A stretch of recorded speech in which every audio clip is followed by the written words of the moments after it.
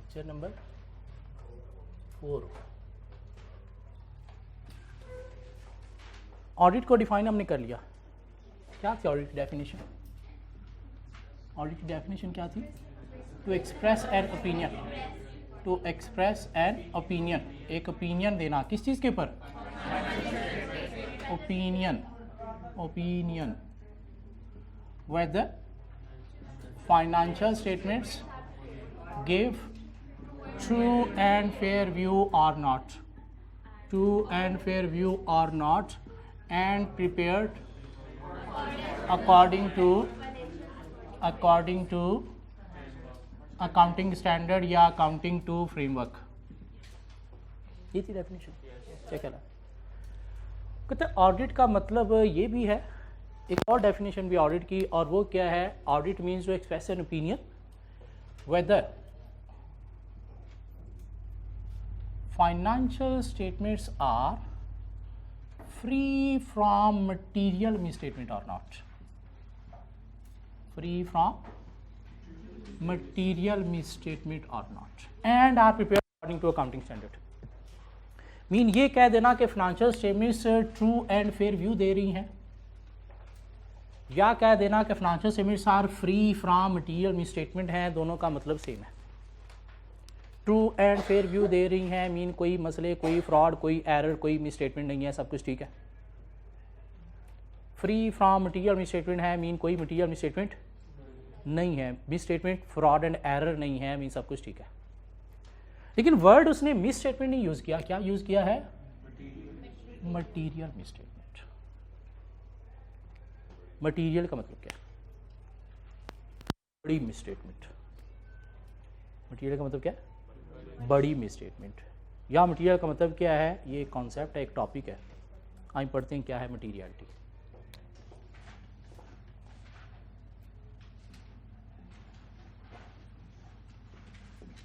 Materiality कहते हैं misstatements are material,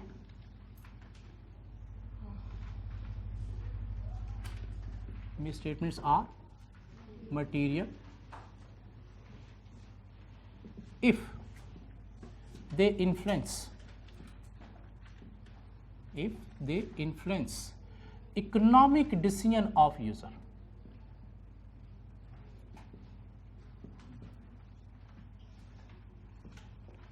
कि फाइनेंशियल स्टेटमेंट्स के अंदर हर वो मिस स्टेटमेंट मटीरियल है जो किसी यूज़र के डिसीजन को इन्फ्लुएंस कर रही है।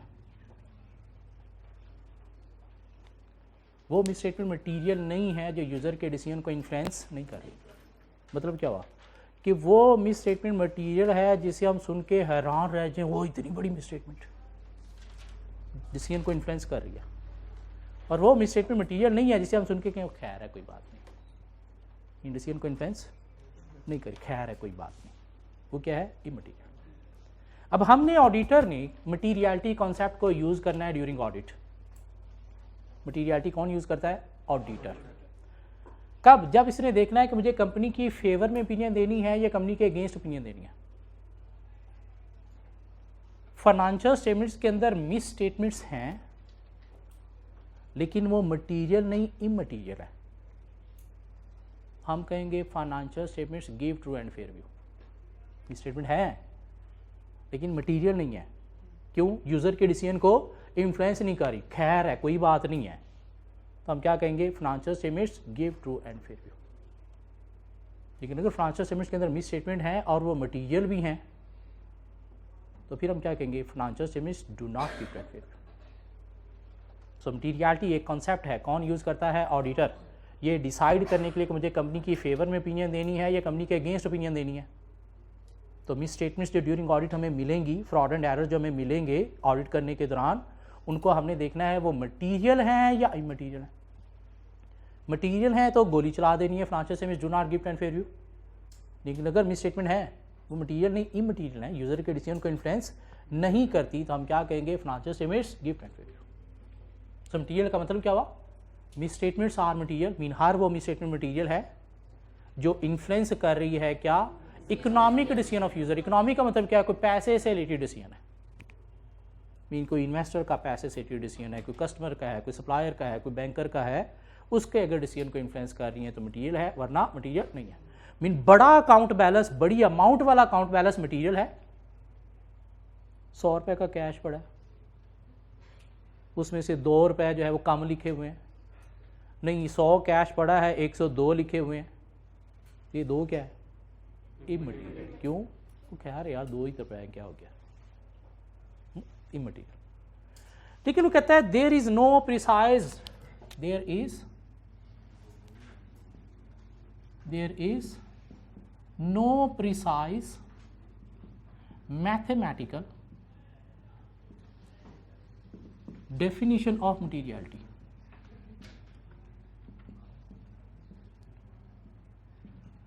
मटीरियलिटी की प्रिसाइज मैथमेटिकल डेफिनेशन नहीं है, ये company to company, user to user vary करती है। एक कंपनी जिसका नाम है सपोज अल फतेह स्टोर, हम उसका ऑडिट करने गए और वहाँ पे हमें 10,000 की मिस स्टेटमेंट मिली और हमने उसकी बेस पर कह दिया financial statements do not give true and fair view. 10,000 material miss statement निकली। एक कंपनी जिसका नाम है यूनिलीवर, उसका ऑडिट करने गए, वहाँ पे हमें 10 लाख की मिस स्टेटमेंट मिली और हमने कह दिया financial statements give true and fair view, mean वो 10 लाख मटीरियल नहीं था। Company to company, user to user materiality vary करती है। 10,000 एक जगह पे मटीरियल निकल आया और एक जगह पे 10 लाख मटीरियल नहीं निकला। मेरे लिए हो सकता है 5,000 का नोट गुम जाना हो मटीरियल, आप लोगों के लिए हो immaterial. Company to company, user to user vary करता है। सो मटीरियलिटी की प्रिसाइज मैथमेटिकल डेफिनेशन नहीं कि कितनी अमाउंट मटीरियल होगी, ये user to user, company to company vary करता है। अल फतेह स्टोर में 10,000 मटीरियल मिस स्टेटमेंट, यूनिलीवर में 10 लाख मटीरियल मिस स्टेटमेंट नहीं निकली। ये क्या हुआ सर? तो फिर ड्यूरिंग ऑडिट अगर हमें कोई मिस स्टेटमेंट मिली, हम कैसे देखेंगे ये मटीरियल है या नहीं है? आपने तो कह दिया कोई प्रिसाइज मैथमेटिकल डेफिनेशन ही नहीं है। तो कहता है जब हमें मिस स्टेटमेंट मिलेगी तो हम 2 तरह से मटीरियलिटी को देखेंगे। एक हम देखेंगे quantitative materiality,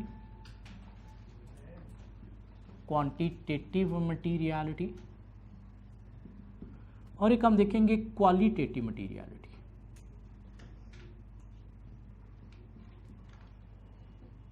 quantitative materiality and qualitative materiality. Quantitative materiality का मतलब क्या है? इन टर्म्स ऑफ अमाउंट या साइज देखना, इन टर्म्स ऑफ अमाउंट या साइज देखना। एक कंपनी का हम ऑडिट करने गए, उसके अंदर हमें कोई 50,000 के बैड डेट्स नजर आए जो कंपनी की मैनेजमेंट ने रिकॉर्ड नहीं किए हुए। कितने के बैड डेट्स हैं? 50,000 के। कंपनी के मैनेजमेंट ने रिकॉर्ड नहीं किए हुए, दिस मीन 50,000 से कंपनी के एसेट ओवरस्टेट हो रहे हैं, प्रॉफिट ओवरस्टेट हो रहे हैं, मीन एक्सपेंसेस अंडरस्टेट हो रहे हैं। अब हमें कंपनी की फेवर में ओपिनियन देनी चाहिए, कंपनी के अगेंस्ट देनी चाहिए? देखना है कि 50,000 मटीरियल है या नहीं है, और ये देखने के लिए कोई प्रिसाइज मैथमेटिकल डेफिनेशन ही नहीं है। Company to company, user to user vary करता है। तो फिर हम कैसे देखेंगे 50,000 मटीरियल है या नहीं? हम क्वांटिटेटिव मटीरियलिटी देखेंगे इन टर्म्स ऑफ अमाउंट या साइज। और वो इन टर्म्स ऑफ अमाउंट या साइज देखने के लिए क्या करेंगे? हम अपना एक रूल ऑफ थंब यूज करेंगे। और रूल ऑफ थंब क्या कहता है कि आपने ये जो 50,000 मिला है मिस स्टेटमेंट, इसको कंपेयर करना है कंपनी के प्रॉफिट के साथ। अगर ये कंपनी के प्रॉफिट का 5% आर मोर ऑफ प्रॉफिट निकल आया तो आपने इसे क्या कंसीडर करना है? मटीरियल। अगर कंपनी के ये प्रॉफिट का 5% से बिलो है तो फिर क्या होगा? मटीरियल। अल फतेह स्टोर में 10,000 की मिस स्टेटमेंट मटीरियल निकली, यूनिलीवर में 10 लाख मटीरियल नहीं निकला। क्यों? अल फतेह स्टोर के प्रॉफिट हैं थाउजेंड्स में, हैं ज़्यादा, शो इतना करते हैं वो टैक्स बचाने के लिए, ठीक हो गया, थाउजेंड्स में। तो 10,000 प्रॉफिट का 10% आर मोर निकल आया, 5% आर मोर निकल आया, तो इसलिए हमने क्या कह दिया? मटीरियल मिस स्टेटमेंट है। यूनिलीवर के प्रॉफिट है बिलियंस ट्रिलियंस में, तो 10 लाख प्रॉफिट का 5% आर मोर नहीं निकला, इसलिए हमने कह दिया financial statements give true and fair. Company to company, user to user vary करती है मटीरियलिटी। ठीक हो गया। हाँ, अगर आपने कंपेयर करना है कंपनी के रेवेन्यू के साथ तो फिर 1% or more of revenue will be considered material.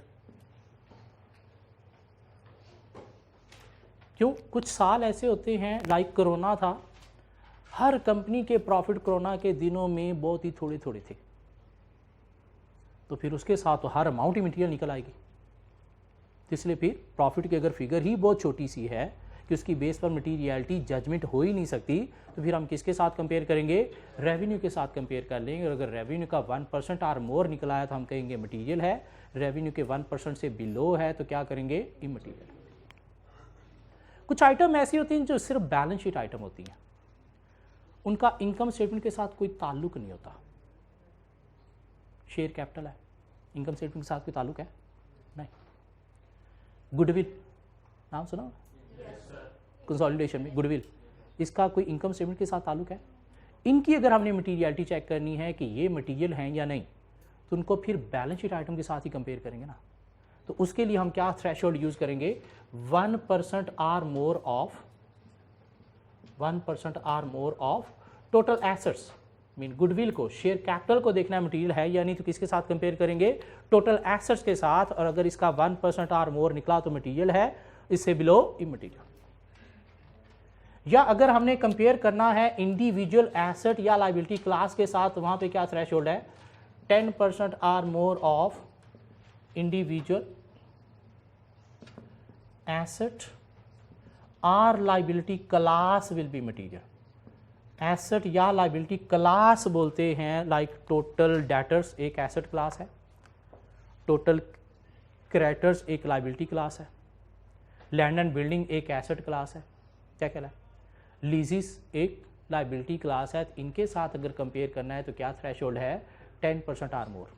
हाँ, टोटल एसेट्स हों या क्वेश्चन के अंदर आपको नेट एसेट्स दिए गए हैं या आपको कोई ग्रॉस एसेट्स दिए गए हैं, तो जो भी अवेलेबल हो उसके साथ कंपेयर करना है तो कितना होना चाहिए? 1% or more of total assets, net assets या gross assets will be considered material. So quantitatively mean amount या साइज, मीन 50,000 को देखना है मटीरियल है या नहीं, तो कंपेयर करेंगे प्रॉफिट के साथ। 5% आर मोर होना चाहिए, मटीरियल है, नहीं निकला। रेवेन्यू के साथ कंपेयर करो, क्या उसका 1% आर मोर है? नहीं निकला। क्या ये bad debts income statement item के साथ बैलेंस शीट आइटम भी है? बैलेंस शीट आइटम भी है ना, डेटर में से माइनस होगा, क्या ख्याल है? तो इसलिए टोटल एसेट के साथ कंपेयर करो, क्या उसका 1% आर मोर है? नहीं निकला। Individual asset class total debtors के साथ कंपेयर करो, क्या उसका 10% आर मोर है? नहीं निकला। चारों के साथ तो इमटीरियल। चारों में से किसी एक के साथ भी अगर थ्रेशोल्ड मीट हो गया तो क्या होगा? Material misstatement. Company to company vary करती है, डिपेंड करती है कंपनी की फाइनेंशियल स्टेटमेंट्स टोटल्स के ऊपर। क्या कहना है? प्रॉफिट किसी का बहुत ज़्यादा है तो वहाँ पे बड़ी अमाउंट की मटीरियल निकलेगी, छोटी अमाउंट नहीं निकलेगी। किसी का प्रॉफिट थोड़ा सा है तो छोटी अमाउंट भी मटीरियल निकल सकती है। तो कहता है सिर्फ हमें क्वांटिटेटिव मटीरियलिटी नहीं, हमें क्वालिटेटिव मटीरियलिटी भी देखनी है। क्वालिटेटिव मटीरियलिटी क्या है? नेचर ऑफ ट्रांजैक्शन को देखना, नेचर ऑफ ट्रांजैक्शन को देखना। लाइक अगर कोई नॉन कंप्लायंस है विथ लॉ एंड रेगुलेशंस या अकाउंटिंग स्टैंडर्ड्स के साथ, तो उसे मटीरियल मिसस्टेटमेंट कंसीडर किया जाएगा, अमाउंट चाहे जितनी मर्जी हो। कंपनी ने ब्राइबरी मीन रिश्वत दी है किसी को, कितने की? 1,000 रुपए की। 1,000 रुपया मटीरियल नहीं है, लेकिन लॉ रेगुलेशन की नॉन कंप्लायंस हुई है, तो इसलिए ये ट्रांजैक्शन अगर फाइनेंशियल स्टेटमेंट्स में डिस्क्लोज नहीं है तो मटीरियल मिसस्टेटमेंट है। 1,000 रुपए की बेस पर नहीं, क्वांटिटेटिव नहीं, क्वालिटेटिव नेचर ऑफ ट्रांजैक्शन क्या है? मटीरियल है। कंपनी मनी लॉन्ड्रिंग में इन्वॉल्व थी, 5,000 की मनी लॉन्ड्रिंग की है। 5,000 क्वांटिटेटिवली कुछ नहीं है, लेकिन क्वालिटेटिव पॉइंट ऑफ व्यू से ये मटीरियल मिसस्टेटमेंट कंसीडर होगी। कुछ स्टैंडर्ड कहते हैं कि फाइनेंशियल स्टेटमेंट्स के अंदर इस चीज़ का डिस्क्लोजर होना चाहिए। लाइक एक IAS 24 है रिलेटेड पार्टी ट्रांजेक्शन्स, वो कहता है कि अगर कंपनी ने किसी रिलेटेड पार्टी के साथ ट्रांजेक्शन की हैं तो उसका फाइनेंशियल स्टेटमेंट्स में डिस्क्लोजर होना चाहिए। रिलेटेड पार्टी में मेनली कौन आते हैं? डायरेक्टर्स। मीन अगर कंपनी ने डायरेक्टर के साथ कोई ट्रांजेक्शन की है, मीन डायरेक्टर ने कंपनी का कोई एसेट खरीदा है या बेचा है, तो ये फाइनेंशियल स्टेटमेंट्स में डिस्क्लोज होना चाहिए। डायरेक्टर्स ने कंपनी का एक मोटरसाइकिल था पुराना, 1000 रुपये में ख़रीद लिया, ये स्क्रैप है, कूड़े वाले को देना पड़ेगा, तो मैं 1000 रुपये का ले लेता हूँ, मैं ठीक टूक करवा लूँगा। 1000 रुपया कुछ नहीं है। लेकिन नेचर ऑफ ट्रांजैक्शन क्या कह रही है? Related party transaction should be disclosed in the financial statement. और डायरेक्टर कहते हैं जी सिर्फ 1000 रुपये की बात है, हम फाइनेंशियल स्टेटमेंट्स में डिस्क्लोज करेंगे, बड़ा एम्बैरसिंग सा लगेगा यार कि मैंने 1000 रुपये की कंपनी से चीज़ ली, इतना बड़ा डिस्क्लोजर दे दें। भाई बेशक आपको एम्बैरसिंग लगेगा, जब स्टैंडर्ड कह रहा है फाइनेंशियल स्टेटमेंट्स के अंदर डिस्क्लोजर होना चाहिए regardless of the amount, in amount चाहे जितनी मर्जी हो। और अगर आपने डिस्क्लोजर नहीं दिया तो ये क्वान्टिटेटिव पॉइंट ऑफ व्यू से तो नहीं, क्वालिटेटिव पॉइंट ऑफ व्यू से nature of transaction accounting standard की नॉन कंप्लायंस हो रही है, ये क्या है? मटीरियल मिस स्टेटमेंट है। ये बात समझ आती है? IAS 37 नहीं हमने पढ़ा ही नहीं, R2 में पढ़ना है, R2 पढ़ भी नहीं रहे, खैर कोई मसला नहीं, इधर इधर इधर। सो क्वांटिटेटिव मटीरियलिटी हमने कैसे देखनी है? Rule of thumb 5% or more of profit, 1% or more of revenue, 1% or more of total assets, 10% or more of individual assets or liability class. Income statement item है तो उनका कंपैरिजन इन दोनों के साथ होगा। एडमिन एक्सपेंसेस हैं, सेलिंग या डिस्ट्रीब्यूशन एक्सपेंसेस हैं, क्या बैलेंस शीट के साथ इनका कोई ताल्लुक बनता है? नहीं, तो उनका कंपैरिजन इन दोनों में से किसी एक के साथ होगा। गुडविल है, शेयर कैपिटल है, क्या इनकम स्टेटमेंट के साथ इसका कोई ताल्लुक बनता है? नहीं, उनका कंपैरिजन करने के लिए मटीरियलिटी के लिए इन दोनों के साथ। हाँ, कुछ आइटम लाइक बैड डेट्स दोनों जगह पे आ रहे हैं, तो चारों के साथ चेक किया जा सकता है, जहाँ पे मटीरियल निकला उसे मटीरियल स्टेटमेंट कंसीडर किया जाएगा। लेकिन सिर्फ क्वांटिटेटिव नहीं, हमें क्वालिटेटिव मटीरियलिटी भी देखनी है। ये स्टैंडर्ड है एक मटीरियलिटी का ISA 320, हम वो पढ़ रहे हैं। अब स्टैंडर्ड ने ये जो परसेंटेज बताई है ना, वो उसने बताई है 5% to 10% or more of profit, तो हम बिलो वाली परसेंटेज ले रहे हैं। स्टैंडर्ड ने ये जो परसेंटेज बताई है, ये भी बताई है 0.5% to 1% or more of revenue. तो एक तरफ हमने बिलो वाली ले ली, एक तरफ हमने हाई वाली ले ली, बात इक्वल होगी। स्टैंडर्ड ने ये जो परसेंटेज बताई है, ये भी बताई है 1% to 2% or more of total assets, और ये भी बताई है 5% to 10% or more of individual asset or liability class. लेकिन हम क्या यूज़ करेंगे? प्रॉफिट का 5%, रेवेन्यू का 1%, टोटल एसेट्स का 1%। ये इतनी ज़्यादा कभी यूज़ होती ही नहीं है, मेनली मटीरियलिटी लेवल ये पहले 3 यूज़ किए जाते हैं, और रूटीन में भी यही यूज़ होते हैं, प्रैक्टिकल लाइफ में भी यही यूज़ होते हैं। 5% प्रॉफिट का, 10% और 1% रेवेन्यू का, और 1% टोटल एसेट्स का। सो मटीरियल का मतलब क्या था, हमने थोड़ा सा देख लिया। इस टॉपिक को आगे चल के चैप्टर 3 में थोड़ा और एक्सटेंड भी करेंगे, अभी बस इतना ही। चैप्टर 3 में जाके ये टॉपिक दोबारा पढ़ेंगे और इसमें इतनी ही चीज़ें कुछ और ऐड भी करेंगे, वो चैप्टर 3 में। अब बात आ गई वापस यहाँ पे।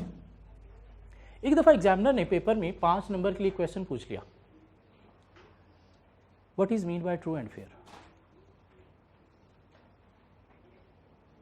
और कोई 90% स्टूडेंट इसका आंसर नहीं दे सके थे। बल्कि एक स्टूडेंट मेरे पास आया, सर ये तो हमने बताना होता है financial statements true and fair हैं या नहीं, एग्जामिनर को पता होना चाहिए, उसने हमसे ही पूछ लिया इसका मतलब क्या है। ये क्या सवाल हुआ? तो इसका मतलब है कुछ। ट्रू का मतलब क्या है? ट्रू का मतलब क्या है? Free from material misstatement. True का मतलब क्या है? Free from material misstatement. Mean financial statements को हम ट्रू कहेंगे जब उसके अंदर कोई मटीरियल मिसस्टेटमेंट नहीं है। अगर मटीरियल मिसस्टेटमेंट है तो वो ट्रू नहीं, फॉल्स है। साथ वो कहता है ट्रू का मतलब क्या है? Based on verifiable evidence. मतलब क्या? कि एक सच्चा नुस्खा आपको ज़िंदगी में बताया जा रहा है कि किसी चीज़ को सही या गलत कहना है तो एविडेंस की बेस पर। अगर एविडेंस नहीं है तो अपना मुंह बंद रखना है, ना सही कहना है ना गलत कहना है। भाई मैं कुछ कहने के काबिल नहीं हूँ, सिंपल। गलत एविडेंस की बेस पर, क्यों गलत कह दिया और आपके पास एविडेंस नहीं है, आप ज़्यादा गंदे हो गए। जरदारी डैश है, नवाज शरीफ डैश है, इमरान खान डैश है, आपके पास एविडेंस है तो अपना मुंह बंद रखा करो, ठीक हो गया। एविडेंस हो तो बात किया करो, ठीक हो गया। सो ट्रू का मतलब क्या है? Free from material statement and based on verifiable evidence. Mean financial statements को अगर हमने चेक किया है प्रॉपर्ली, ये सारे एविडेंस ले लेते हैं तो हम कहेंगे financial statements give true and fair view या do not give true and fair view. अगर हमें एविडेंस नहीं मिले, क्यों हमें रिकॉर्ड तक एक्सेस ही नहीं मिली जहाँ से हम प्रोसीजर परफॉर्म करके एविडेंस ले सकें, फिर हम क्या कहेंगे? We do not express any opinion. इन हम कोई ओपिनियन देने के काबिल नहीं, क्यों? ना सही कह सकते हैं ना गलत कह सकते हैं, क्यों? एविडेंस ही नहीं मिले, रिकॉर्ड तक एक्सेस ही नहीं मिली। फेयर का मतलब क्या है? Objectively presented,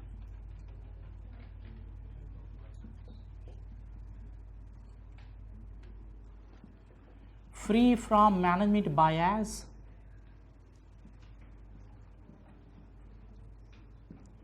and relevant to need of user। Mean financial statements fair होंगी जब वो ऑब्जेक्टिवली प्रेजेंटेड है। ऑब्जेक्टिवली प्रेजेंटेड का मतलब क्या कि किसी स्टेटमेंट का जो मेन ऑब्जेक्टिव है वो उससे जाहिर हो रहा है। बैलेंस शीट का मेन पर्पस क्या है? फाइनेंशियल पोजीशन कंपनी की शो करना कि कितनी आपके पास अपने फाइनेंशियल एसेट हैं और कितने आपने लोगों के देने हैं। मीन नेट आपके पास क्या है, क्या कहलाए। और एसेट की अभी जो नेट वर्थ है वो शो करनी है, ये नहीं कि आपने खरीदा कितने का था। नेट वर्थ शो करनी है। नेट वर्थ क्या है?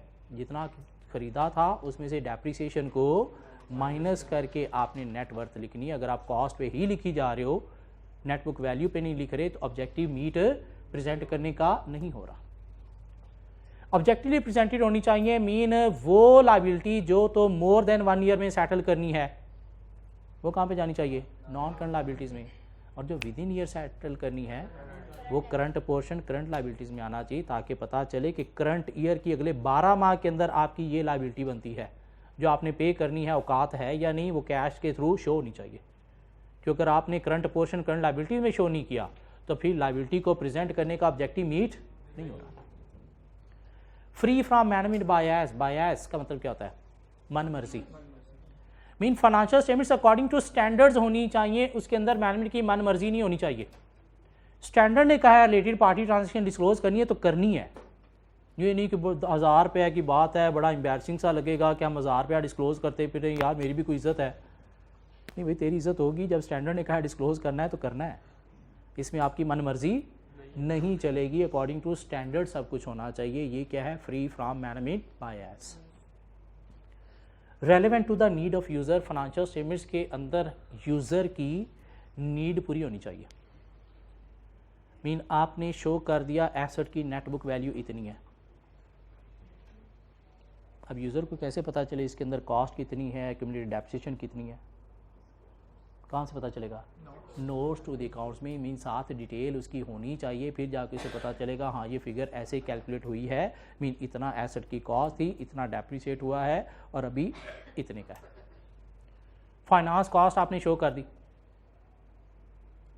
और आपने कोई 6 किस्म के लोन लिए हुए, उनकी सारी कंबाइन कर दी। अब इसमें बैंक लोन की कितनी है, बॉन्ड इशू किए हैं, डिबेंचर इशू किए हैं, उसकी कितनी है, ओवरड्राफ्ट की कितनी है, वो फिर कहाँ पे आपने शो करना है? नोट्स टू द अकाउंट्स में उसका डिस्क्लोजर देना है। फिर यूज़र की नीड सारी की सारी पूरी होगी। क्योंकि अगर डिस्क्लोजर नहीं दिया आपने तो फिगर एम्बिगुइटी में लिखी गई है, उससे फिर यूज़र की नीड पूरी नहीं हो रही, तो फाइनेंशियल स्टेटमेंट्स फेयर भी नहीं है। फेयर कब होंगी? जब आपने हर फिगर के साथ उसकी डिटेल एक्सप्लेनेशन भी दिया। कोई डिफ़िकल्ट वर्ड आपने यूज़ किया, कंटिंजेंट एसेट, कंटिंजेंट लायबिलिटी, तो इसका मतलब क्या है? वो आपने फिर नोट्स टू द अकाउंट्स में एक्सप्लेन करना है इसका मतलब क्या है, किस चीज़ से रिलेटेड है। क्योंकि अगर उसका मतलब एक्सप्लेन नहीं किया तो यूज़र को तो समझ नहीं आएगी करके। मतलब यूज़र की नीड पूरी नहीं तो फाइनेंशियल स्टेटमेंट्स फेयर भी नहीं है। तो फेयर तब होंगी जब ऑब्जेक्टिवली प्रेजेंट हो, अकॉर्डिंग टू स्टैंडर्ड हो, और साथ डिस्क्लोजर भी दिए जाए। ये 5 लाइनें लर्न करनी है, एग्जामिनर दोबारा भी टेस्ट कर सकते हैं 2, 3, 4, 5 नंबर के लिए, और बड़े इंपॉर्टेंट होते हैं 2, 3, इवन 1 नंबर भी। चलें जी आगे चलते हैं। सर वो कुछ पेजेस दे दें।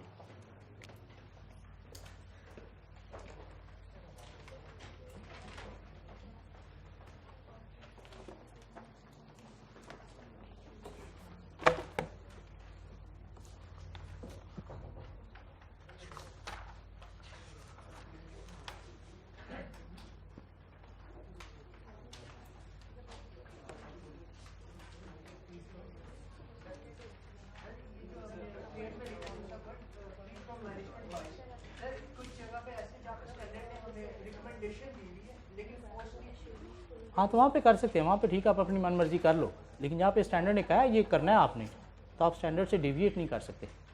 मीन अपनी मनमर्जी नहीं, अकॉर्डिंग टू स्टैंडर्ड।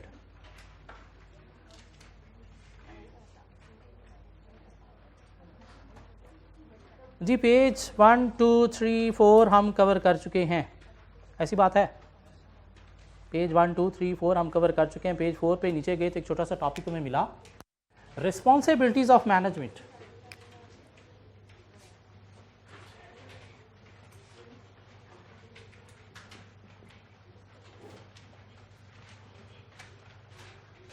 कि कंपनी जिसका हम करने जा रहे हैं उसकी मैनेजमेंट की कुछ रिस्पॉन्सिबिलिटीज़ हैं। क्या रिस्पॉन्सिबिलिटीज़ हैं ये अपने पास ही रख लो, कोई भटका हुआ कल दोबारा आए तो दे देना। सो रिस्पॉन्सिबिलिटीज़ ऑफ मैनेजमेंट का मतलब क्या है कि कंपनी की मैनेजमेंट की रिस्पॉन्सिबिलिटीज़ क्या हैं। तो कंपनी की मैनेजमेंट की रिस्पॉन्सिबिलिटी, फाइनेंशियल स्टेटमेंट्स बनाना किसकी रिस्पॉन्सिबिलिटी है? मैनेजमेंट की। ऑडिटर ने तो नहीं ना बनानी, ऑडिटर तो नहीं ना बनानी। ऑडिटर ने क्या करना है, उसके ऊपर ओपिनियन देनी है। अगर बनाई ऑडिटर ने है उसके ऊपर ऑडिटर ओपिनियन दे रहा है तो क्या कर रहा है, उसे तो पता है सब कुछ ठीक है, तो फिर क्या चेकिंग करेगा? नहीं। तो इसलिए फाइनेंशियल स्टेटमेंट्स बनाना किसकी रिस्पॉन्सिबिलिटी है? कंपनी की मैनेजमेंट की। कंपनी के अंदर कोई system mean internal control system implement करना, ये किसकी रिस्पॉन्सिबिलिटी है? उन्होंने चलाना है तो सिस्टम उन्होंने ही बनाना है ना, हमने तो सिर्फ उस सिस्टम को जाके चेक करना है कि वो ठीक है या नहीं। कैसे? टेस्ट ऑफ कंट्रोल परफॉर्म करके कि इंटरनल कंट्रोल सिस्टम के कंट्रोल्स ठीक चल रहे हैं या नहीं चल रहे। क्योंकि ठीक चल रहे हैं दिस मीन वहाँ से हर चीज़ ट्रू एंड फेयर प्रोड्यूस हो रही है। अगर कंट्रोल्स ठीक नहीं है दिस मीन वहाँ से जो चीज़ें प्रोड्यूस हो रही हैं और ट्रू एंड फेयर नहीं है। क्यों? कंट्रोल पॉलिसीज वर्क नहीं कर रहे, this mean fraud and error के, मिस स्टेटमेंट के चांसेस आए हैं। तो मैनेजमेंट की रिस्पॉन्सिबिलिटी है क्या? Implementation of internal control system, internal control system. ना सिर्फ इंप्लीमेंट करना, इसे रिव्यू भी करना कि ये इफेक्टिवली वर्क कर रहा है या नहीं कर रहा, मीन सिस्टम ठीक है या नहीं, वाकई पॉलिसीज फॉलो हो रही है नहीं हो रही, ये मैनेजमेंट ने रिव्यू भी करना है ताकि उसके अंदर कोई मसले हैं तो उन्हें ठीक किया जा सके। हाँ, हमने फिर टेस्ट ऑफ कंट्रोल परफॉर्म करके देखना होता है कि सिस्टम ठीक है या नहीं। सो रिव्यू करना, इंटरनल कंट्रोल सिस्टम इंप्लीमेंट करना किसकी रिस्पॉन्सिबिलिटी है? मैनेजमेंट की। इसके अलावा मैनेजमेंट की रिस्पॉन्सिबिलिटी है क्या? To provide all information relating to audit. किसको? ऑडिटर को। कि ऑडिटर को कोई भी इंफॉर्मेशन रिलेटिंग टू ऑडिट चाहिए तो मैनेजमेंट की रिस्पॉन्सिबिलिटी है इसे प्रोवाइड करना। अकाउंट में कोई बात लिखी हुई नहीं है, वो ऑडिटर पूछ सकता है और मैनेजमेंट आगे से डिनाई नहीं कर सकती।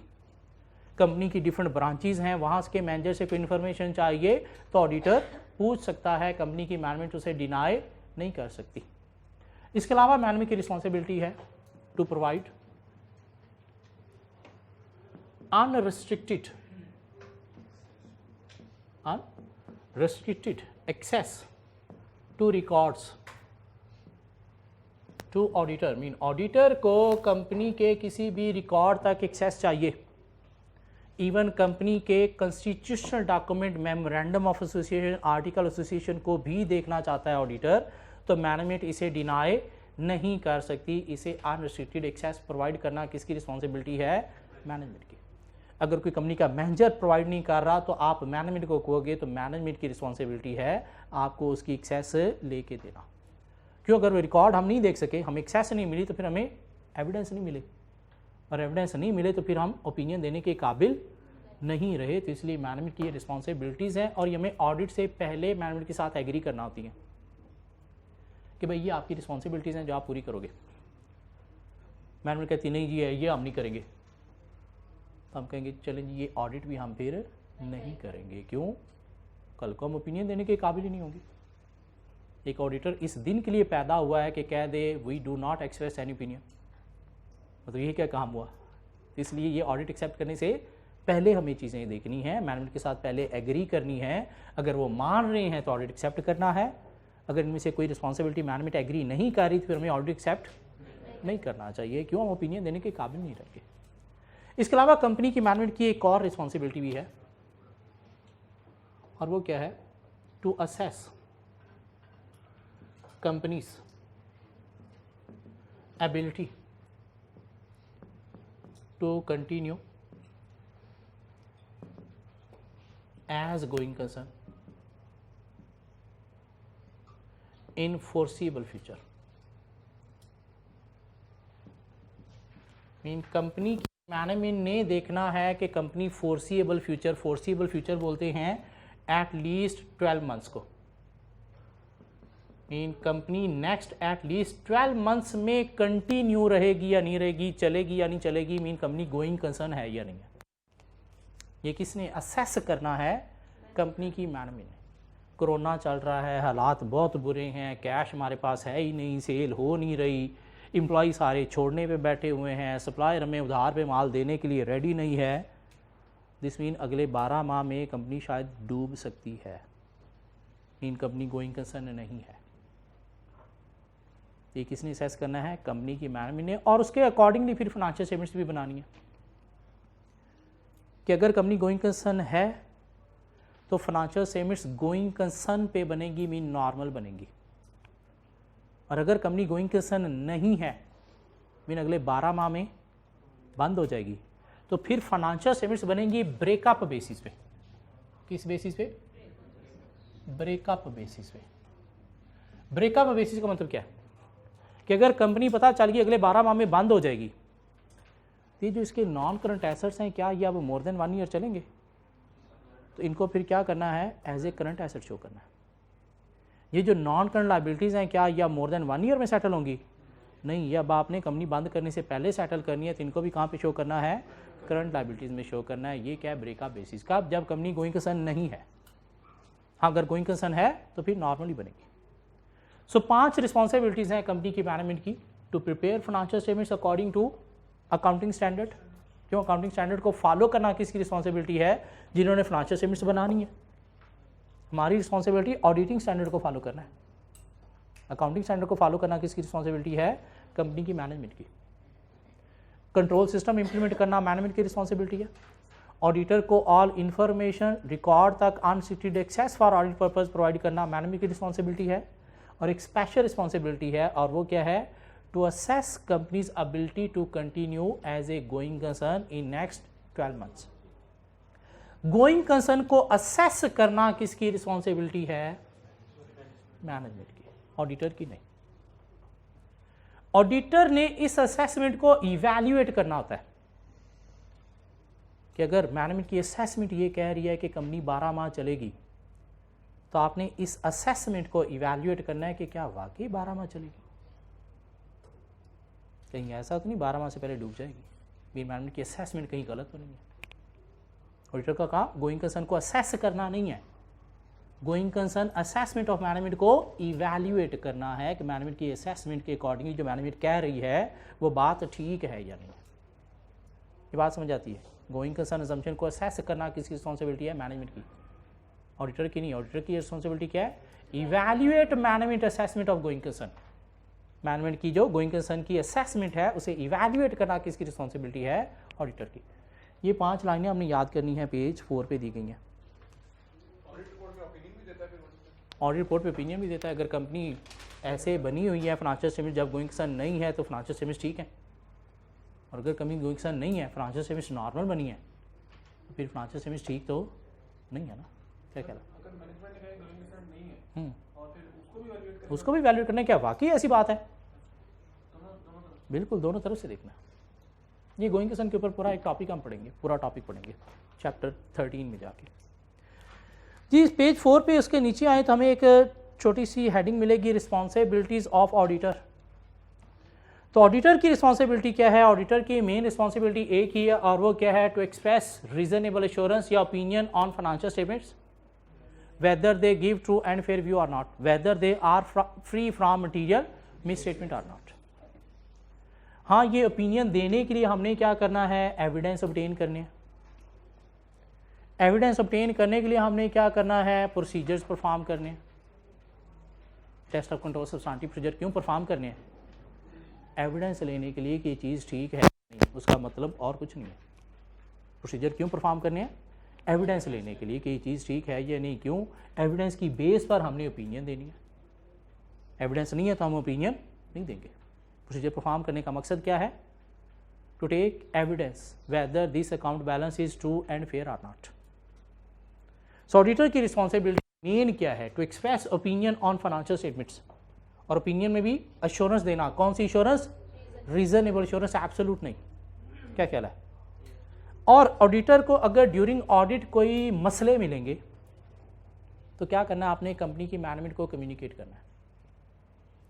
या एक ऑडिटर की रिस्पॉन्सिबिलिटी है कंपनी की मैनेजमेंट, एक होती है मैनेजमेंट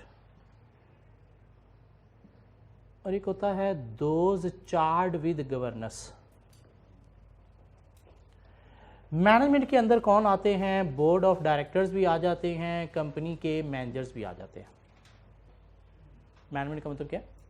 बोर्ड ऑफ डायरेक्टर या मैनेजर्स, लाइक अकाउंट्स मैनेजर है, फाइनेंस मैनेजर है, तो ये कौन है? मैनेजमेंट।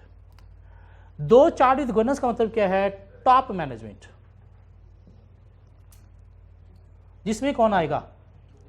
बोर्ड ऑफ डायरेक्टर्स आएंगे, कंपनी का चेयरमैन, कंपनी का सीईओ आएगा, या हर कंपनी के अंदर एक नॉन एग्जीक्यूटिव डायरेक्टर की कमेटी होती है जिसे नाम दिया जाता है ऑडिट कमेटी का।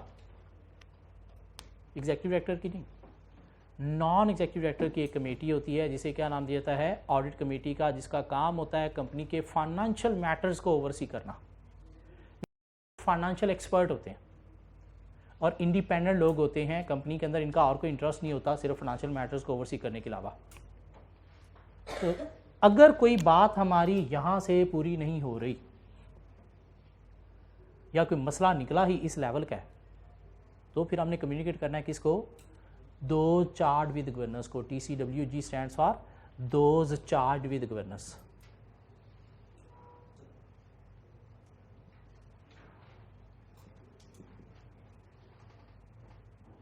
मीन जिसके पास कंपनी के गवर्नेंस की रिस्पॉन्सिबिलिटी अथॉरिटी है, जो कंपनी के मेन रूल्स डिफाइन करेंगे, वो कौन है? दो चार्ट विद गवर्नेंस। और वो कौन है? Board of director, chairman, CEO या फिर ऑडिट कमेटी। अब ऑडिटर को मेन कम्युनिकेशन करनी चाहिए किनके साथ? इनके साथ ही। क्यों? आप जो मसले निकाल रहे होते हो, चीज़ें जो चेक कर रहे होते हो, किनकी चेक कर रहे होते हो? इनकी बनाई चेक कर रहे होते हो। तो एक ऑडिटर की रिस्पॉन्सिबिलिटी है दो चार्ट विद गवर्नेंस के साथ कुछ चीज़ें कम्युनिकेट करना। क्या कम्युनिकेट करना? नंबर 1, अपनी responsibility for the audit of financial statement communicate करना। ये मेरी रिस्पॉन्सिबिलिटी है फाइनेंशियल स्टेटमेंट्स को ऑडिट करना और जो भी काम करना अकॉर्डिंग टू ISAs करना। कम्युनिकेट करना है हमारी ऑडिट की प्लानिंग क्या है, मीन क्या क्या रिस्की एरियाज हमने हाईलाइट किए हैं और हमें ऑडिट पे कितना टाइम लगेगा, कैसे हम ऑडिट करेंगे। मीन अपना plan, scope and timing of audit आपने कम्युनिकेट करनी है। कम्युनिकेट करना है significant findings during audit. Mean कोई वीकनेसेस मिली हैं तो वो क्या है? फाइंडिंग्स, जो हमने लेटर ऑफ वीकनेसेस के थ्रू कम्युनिकेट करनी है किनको? दो चार्ट विद गवर्नेंस को। और कम्युनिकेट करना है कि आप अपनी इंडिपेंडेंस को कैसे मेंटेन कर रहे हो। कहते हैं एक ऑडिटर को इंडिपेंडेंट होना चाहिए। इंडिपेंडेंट का मतलब क्या है? आपका कोई कन्फ्लिक्ट ऑफ इंटरेस्ट नहीं होना चाहिए। आपका कोई पर्सनल इंटरेस्ट जो है वो क्लाइंट कंपनी के अंदर इन्वॉल्व नहीं होना चाहिए। फाइनेंशियल स्टेटमेंट्स बना भी ऑडिटर रहा है, ऑडिट भी ऑडिटर कर रहा है, इंडिपेंडेंट है नहीं। क्यों? आपने बनाई है तो आपको पता है, ठीक है, क्या आप अकॉर्डिंग टू स्टैंडर्ड डिटेल काम करोगे? इंडिपेंडेंस का मतलब क्या है कि आपका वर्क इन्फ्लुएंस नहीं होना चाहिए, आपका वर्क इन्फ्लुएंस नहीं होना चाहिए थ्रू कन्फ्लिक्ट ऑफ इंटरेस्ट या pressure of any other party. आप एक कंपनी का ऑडिट करने गए, आपको एक धमकी अमेज मैसेज आधे घंटे बाद मिल गया और एक खबरदार कंपनी के अगेंस्ट ओपिनियन दी वरना डैश डैश डैश कर देंगे। आपका वर्क इन्फ्लुएंस हो रहा है by pressure of any other party, तो क्या आप इंडिपेंडेंट हो? आप तो कंपनी के अगेंस्ट ओपिनियन बनती हुई तो क्या दोगे? नहीं, वरना डैश डैश डैश पता नहीं क्या क्या हो जाएगा। ये क्या हुई? इंडिपेंडेंस अफेक्ट हो गई। अगर अफेक्ट हो रही है तो हमें क्या करना चाहिए? हमें क्या करना चाहिए? हमें ऑडिट से रिजाइन कर देना चाहिए। क्यों? इंडिपेंडेंस के अंदर रहते हुए अगर आपने रॉन्ग ओपिनियन दे दी तो आपकी ज़िंदगी तबाह बर्बाद हो जाएगी। कैसे तबाह बर्बाद हो जाएगी? आइए केस डिस्कस करते हैं। एक बहुत बड़ा स्कैंडल है एनरॉन के नाम से।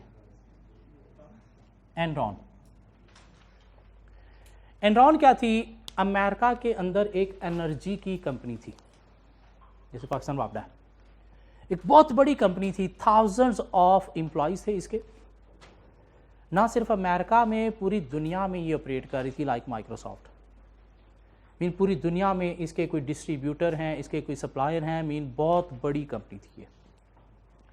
2002 में इस कंपनी के अंदर डायरेक्टर्स ने एक फ्रॉड किया। क्या फ्रॉड किया? डायरेक्टर्स ने फाइनेंशियल स्टेटमेंट्स के अंदर एक लीज लाइबिलिटी $7 बिलियन की ओमिट कर दी, लिखी नहीं। मीन कंपनी ने लीज पे कुछ एसेट लिए हुए थे, और जब आप लीज पे एसेट लेते हो तो एसेट के साथ आपने लाइबिलिटी भी लिखना होती है। उन्होंने एसेट तो लिख दिया, $7 बिलियन की लाइबिलिटी मेंशन नहीं की। क्यों? कंपनी की पोजीशन स्ट्रांग शो होगी। पोजीशन स्ट्रांग शो होगी तो इससे इन्वेस्टर्स अट्रैक्ट होंगे। कंपनी के शेयर की प्राइस जब इन्वेस्टर अट्रैक्ट होंगे तो बूम पे चली जाएगी। क्या हुआ था? फाइनेंशियल स्टेटमेंट्स इशू होने से पहले डायरेक्टर्स ने कंपनी के शेयर बाय किए हुए थे खुद ही, और ये हरकत की। क्यों? स्ट्रॉन्ग फाइनेंशियल पोजीशन शो होगी, इन्वेस्टर अट्रैक्ट होंगे, शेयर की प्राइस हाई जाएगी, तो हम फिर बाद में ये सेल कर देंगे। सो कंपनी ने $7 बिलियन की लायबिलिटी ओमिट कर दी। इस कंपनी के ऑडिटर थे big 5 audit firm Arthur Andersen. Mean उस वक्त दुनिया में 4 बड़ी फर्म्स होती थी, एक डेलॉयट, एक PwC price water house and Cooper जो फर्गूसन है पाकिस्तान में, KPMG and Ernst and young EY। 5वीं बड़ी फर्म थी आर्थर एंडरसन, जिसने इस कंपनी का ऑडिट किया था। आर्थर एंडरसन को पता था फाइनेंशियल स्टेटमेंट्स के अंदर $7 बिलियन की लायबिलिटी नहीं है। इन्होंने कह दिया financial statements give true and fair view. In 7 fraud में इन्वॉल्व थे। इनफैक्ट इसकी फाइनेंशियल स्टेटमेंट्स आर्थर एंडरसन ही बना रही थी, अकाउंटेंसी सर्विस भी दे रहे थे ऑडिट के साथ। तो फिर तो कुछ शक बचा ही नहीं ना कि इनको पता ही ना हो। कंपनी की financial statements audit report favour में इशू हुई। दुनिया देख के पागल होगी, क्या बम कंपनी। इन्वेस्टर ने धड़ाधड़ इन्वेस्टमेंट करना शुरू की, शेयर प्राइस शू। बैंक ने देखा इन रास्कल्स ने मुझसे लीज पे एसेट लिए हैं और अभी तक वो लायबिलिटी भी वापस नहीं की। इतनी अच्छी कंपनी है तो मेरी लायबिलिटी तो कम से कम वापस की होती। बैंक ने फाइनेंशियल स्टेटमेंट्स देखी, पिछले साल से कंपेयर की। उसने देखा हाँ एसेट तो इन्होंने शो कर दिया है, वो लायबिलिटी इन्होंने शो ही नहीं की। बैंक ने ये चीज़ मीडिया में डिस्क्लोज कर दी कि इन्वेस्टर को बचाओ, ये सारा इन्वेस्टर जो मेरे पास पहले इन्वेस्टमेंट करता था अब उधर जा रहा है। और बैंक ने ये चीज़ मीडिया में डिस्क्लोज करने की देर थी, इन्वेस्टर पागल हो गए। इन्वेस्टमेंट निकालो निकालो निकालो निकालो, कैसे? Share sell sell sell sell sell, आगे बाय है नहीं। डिमांड है नहीं, सप्लाई ज़्यादा डिमांड कम, तो शेयर की प्राइस रातों रात ही शू नीचे, कंपनी बैंकरप्ट हो गई, इसके शेयर गवर्नमेंट ने सस्पेंड कर दिए। क्यों? हेडलाइंस बनना शुरू हो गई। उसके बाद क्या हुआ? ये कंपनी बंद, थाउजेंड्स ऑफ एम्प्लॉई जॉबलेस, पूरी दुनिया में इसके साथ जितनी एसोसिएटेड कंपनी थी, इसके डिस्ट्रीब्यूटर सप्लायर, वो भी सारे बंद। इससे पूरी दुनिया में एक इकोनॉमिक रिसेशन आ गया था जिसको रिकवर होते हुए कुछ 6-7 साल लगे थे, सिर्फ एक कंपनी का फ्रॉड। इनके अगेंस्ट केसेस चले, इनके लाइसेंस कैंसिल हो गए, एज ए ऑडिटर ऑपरेट नहीं कर सकते पूरी दुनिया से। इनके क्लाइंट पूरी दुनिया में जितने भी थे इनको छोड़ के चले गए कि अगर बिग 5 ये रखते कर सकती है तो फिर छोटे तो पता नहीं क्या करेंगे, लेकिन इस ऑडिटर को कम से कम छोड़ो। क्लाइंट लूज हुए, दुनिया से इनके लाइसेंसेस कैंसिल हुए, उसके बाद ये बड़ी फर्म जो है पूरी दुनिया से ख़त्म हो गई। आप इमेजिन करो, चार्टर्ड अकाउंटेंट हो आप और एक बिग 4 फर्म के अंदर अच्छी खासी अर्निंग आप कर रहे हो और वो फर्म का बिग 4 स्टेटस ख़त्म हो गया, उसके बाद आपकी क्या औकात रहेगी? तो एक बहुत बड़ा स्कैंडल था। एक रॉन्ग रिपोर्ट देने की वजह से पूरी दुनिया से ये फर्म ख़त्म हो गई। इसलिए हमें जो है वो रॉन्ग रिपोर्टिंग को अवॉइड करना है।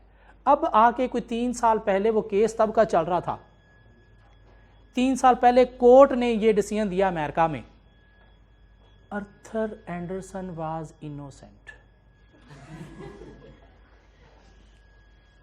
क्यों? बेचारों की इंडिपेंडेंस अफेक्टेड थी, इंडिपेंडेंस की वजह से वर्क प्रेशराइज हुआ, जिसकी वजह से उनको रॉन्ग ओपिनियन में जाना पड़ा। क्यों? उनके लिए बहुत बड़ा क्लाइंट था, रॉन्ग ओपिनियन में ना जाते तो इतना बड़ा क्लाइंट लूज़ होने से उनकी इनकम का सोर्स बंद हो सकता था, फर्म बंद हो सकती थी, ऑडिटर की ज़िंदगी मुश्किल हो सकती थी। तो इसलिए बेचारों को साथ इन्वॉल्व होना पड़ा, या उन्होंने शो किया कि नहीं ये तो इन्वॉल्व थे ही नहीं, मैंने ने खुद ही किया था, हम तो बीच में थे ही नहीं। लेकिन अब जब बंदा मर जाए उसके बाद आप कह दो कि ये इनोसेंट था फांसी के बाद, तो फ़र्क नहीं पड़ता, अब वो फर्म वापस नहीं आ सकती। एक रॉन्ग रिपोर्ट देने से सिर्फ अपनी ज़िंदगी उन्होंने तबाह नहीं की, पूरी दुनिया में जो ऑडिटर उनके अंडर काम कर रहे थे सबकी ज़िंदगी तबाह की।